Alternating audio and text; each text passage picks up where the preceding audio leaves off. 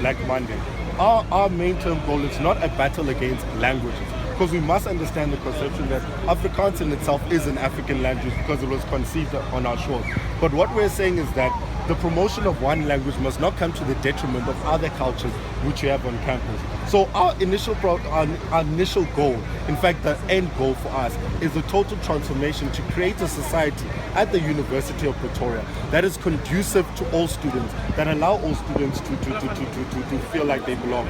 We're not saying in essence that, look, people must not speak Afrikaans on campus, people must not celebrate their heritage on campus, but we're saying that there must be equal space open up to allow people from all historical cultural backgrounds to celebrate their cultures equally. I mean, for example, even your residence traditions, and I always say this, that as an institution, a residence is an institution which houses people from different cultures. The residence traditions in those residences must be reflecting of the people who stay in those residences.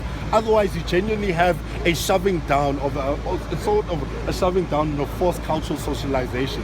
And I think as a country which has moved 22 years into democracy, we must begin to open the floodgates to allow ourselves to become accustomed to the question of accommodating each other.